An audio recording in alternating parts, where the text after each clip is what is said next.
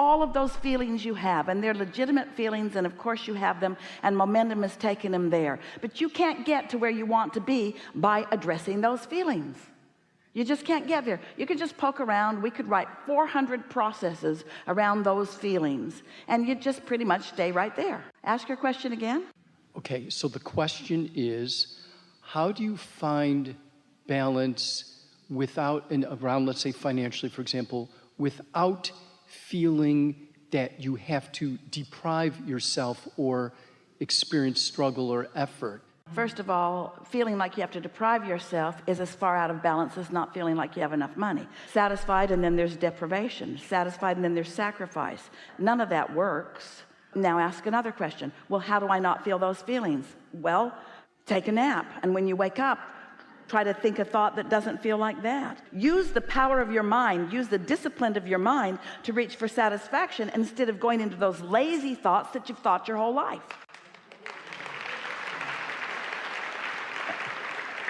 But don't do it the hard way. Do it the easy way. Do it from here, not from here. That really is the key, because all of your questions are coming from way over here. How do I get to where I want to be from way over here? And we say, well, you can do it, but it's harder. Mm-hmm. Yeah, because it seems to me like getting in balance. Okay, this is it. So we have a game. It's in the Ask and It Is Given book, and it's the perfect game for what you're reaching for here. And as we tell you this game, we are then going to tell you how this game applies to the satisfaction factor. So the game is this. I acknowledge that I'm out of balance, and I'm worried about money, and I'm also frustrated because there's so much I want to do that I can't do. So I feel bound by my inability to get more money, and I'm mad at myself a little bit, and mostly I just don't understand, and therefore I'm frustrated. And so I'm sort of even mad at Abraham, who acts like I can do anything I want, and I haven't been doing what I want. So there's where I sit. So here's the game. Get a columnar pad, as many columns as you need. Esther started with one that had 24 columns on it. Great big columnar pad. And so we asked Esther and the friend that she was counseling financially at the time, make an assessment of where you stand financially.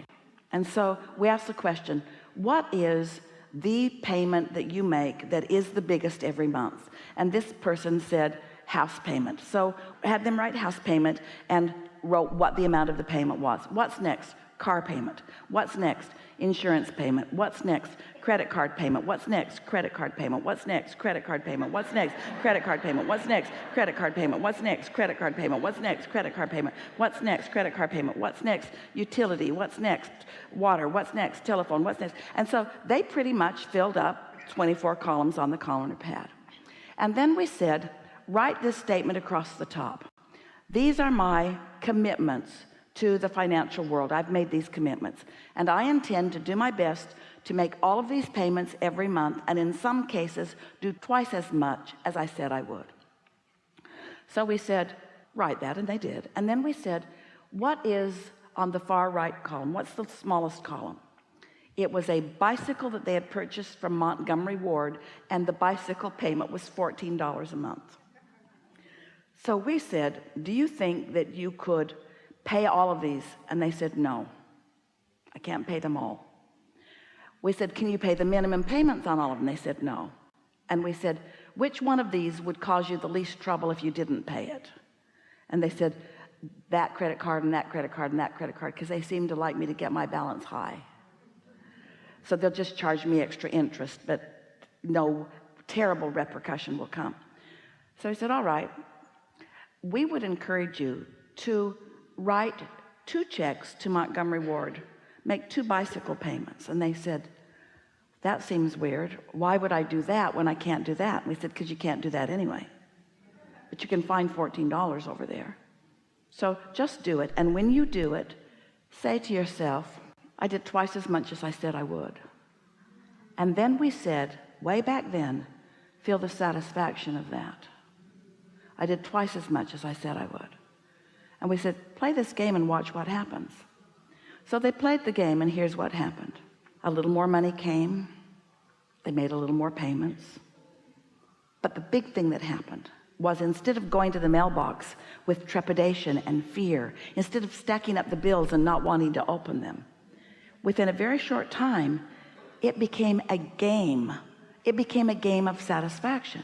It became a game of looking forward to what was coming, to see what I could do with this game. Feelings of deprivation were nowhere around. Instead, a feeling of accomplishing or playing successfully this game took the place.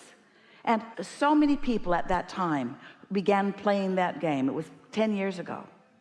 Began playing that game and began receiving the feeling of satisfaction from it. And little did they know that a feeling of satisfaction is the key to opening the door. Because when you feel satisfied because you've done something so silly seeming as making 2 bicycle payments when there were other payments that you were having a hard, who knew that that feeling of satisfaction would then open the door and make you then more receptive, have better timing, be in the right place at the right time. Avenues of financial gain became apparent to them that were not apparent to them before, because in satisfaction they were in the receiving mode, while in dissatisfaction they had that door closed. We're not kidding you. It will seem like magic. It will feel fun to you. You will feel the satisfaction of it, and it will tip the balance of where you are. And it takes so little to tip the balance in order to make a big difference in what happens. When you allow yourself access to the leverage of the energy of the universe that creates worlds, when you just let that door open on your behalf just a little bit, big things happen in your experience. And if you do less than that, if you hold yourself in virtuous dissatisfaction as you face the fact of your financial insecurity, you can't get ahead ever. You just work harder and longer. You say things to us like, the more I make, the more I spend. I just can't get ahead. I just can't get ahead. When you can. You can. It's an emotional shift. It's not an action shift. It's an emotional shift. It's a determination, because the emotion is the indicator of the vibration. And we're talking to you about you being the creator of your experience, but we're not talking to you about the action part of your experience. We're talking to you about the vibrational turning thoughts to things part of it. And so when we offer you a process like this that shifts your vibration just a little bit, puts you more in the receptive mode, then as these thoughts are turning to things, it won't be long before you're out there in the action part of it, manifesting all of that. But it's like you got to put the seed in the ground first, and you got to tend to it first, and it's going to come up, and it's not going to have any money on its ears yet. It's just going to be a little plant that doesn't have any corn on it yet. But in time, if you tend to it enough, if you are satisfied enough that you'll go water it, then you'll tend to it and that you'll believe in it. Before you know it, it will be productive in your experience in the way that you now want it to be. And your disappointment, we love you so much, your disappointment is that it's not showing you everything you want in terms of manifestation now. That's not how it works. It will show you in the vibrational phase, but you've got to be tuned to be happy with what you're seeing vibrationally.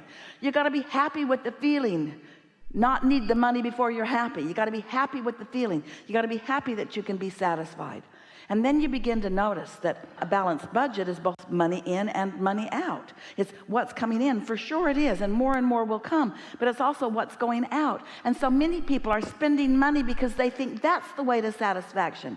They think just buying one more thing and bringing it home will make them feel satisfied for a moment. It might give you a little feeling of relief, and it might distract you from things that are bothering you, but it is not the long-standing feeling, shift in vibration, and therefore shift in feeling that you're looking for. Mm-hmm. So in terms of the outgo, how would you approach, I guess I was going to say, how would you approach that? You're saying it's not an action, so it's not about depriving yourself of things that you want, but in effect, ultimately you will perhaps have to stop spending as much. Are you saying it'll naturally happen? What we're saying is you can stop spending for a minute and still be satisfied. And if you can be satisfied even though you've stopped spending for a minute, you'll catch your balance. But it's not about the action, it's about the satisfaction. Don't look for satisfaction through action, look for satisfaction through thought, because you can find it every single time if you will look just a little bit.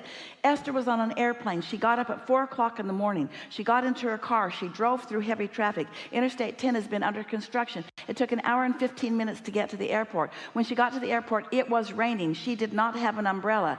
She still got on that airplane and found satisfaction. You see what we're talking about? She's not demanding that every moment of her life be perfect in every way. She's just looking for as much satisfaction as she can find. The man at the baggage claim walked her in with a box over her head. People are just looking for ways to make her life better everywhere she goes. But her life is not always perfect. There are things that she would like to be different. She really doesn't like to set her alarm for 3 o'clock in the morning, to leave the house for 4 o'clock in the morning, to catch a flight that's at 6 o'clock in the morning. In other words, there are many other things that she might like to do. But you know what? The satisfaction of this makes all of that not matter. This satisfaction is so great, you see. And so she doesn't lie in bed and think, oh, it's probably going to be raining or the traffic's probably going to be blocked up. She just accommodates to make herself as comfortable as she can be. She gets to the airport early enough that she knows that she won't have to scramble. She looks for reasons to be satisfied and finds them and finds them and finds them and finds them and finds them and finds them and finds them and finds them, when there are plenty of reasons, maybe even more that she could pinpoint, that would not be satisfying. But not satisfaction doesn't lead her to alignment, and not being in alignment doesn't lead her to this kind of satisfaction. You see what we're getting at? You just have to decide that it's all up to you. The way you feel is all up to you, and that you can find satisfaction, and then it will lead to more and more and more and more and more. People watch Esther and they think, well, of course you're satisfied. You're wealthy. Esther is wealthy. Of course you're satisfied. You're wealthy. Of course you can fly first class. And if Esther really wanted to go toe-to-toe with you in your dissatisfied analogy, she would say, I still had to get up and make the flight. I still had to find a way to get to the airport. I'm just not magically appearing at the airport yet. I haven't been that satisfied. But who cares where you are if you're satisfied while you're going? Who cares what you're doing or who you're doing it with if you've mastered the art of satisfaction? Wouldn't you love to not need to make demands of the world that it will never make to you? Wouldn't you just like to be satisfied without needing your government or anybody to be different than it is in order for you to feel well-being? Aren't you looking for that? Don't you want to love your kids while they're finding their way? Don't you want to feel satisfied even though they won't do what you think they need to do in order for them to live the productive life that you've chosen for them? Satisfaction is every single thing you want, no matter what it is. A material object, a pile of money, a relationship. Everything that you want is because you believe you will feel better in the having of it. And we are here to say to you, you've got to find a way to feel better in the not having of it before it can come. You've got to find a way to feel satisfied.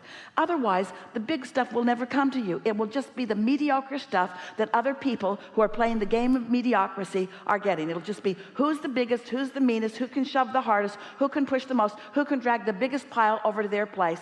And we promise you, not one of them stands with any real satisfaction. They've just got the bigger pile. But when you get your feet out of the action world and you get your feet into the leveraged world of alignment, when you start acting in accordance to the way your emotions are guiding you, when you start leaning in the direction of your inner being who is always satisfied, when you find mutuality with your inner being who is satisfied, and you feel that thrill of satisfaction pouring through you, even if there's not yet any evidence of it, and you can just feel the universe at your back, in your court, assisting you, feeding thoughts to you, giving you ideas of timing. That feeling of satisfaction will grow just from mild satisfaction to the ecstasy of being the creator of your own reality, of being in control of your own destiny, of being the uplifter that you were born to be, of feeling no shortage of any kind because you're not shortage consciousness oriented anymore. Leave that for the humans that are wobbling over the spoils, and you line up with the energy that creates worlds and feel the fullness of who you are. And then in time, we'll have another conversation a year from now. In time, you'll say, how much time? You'll say, it was never about the money.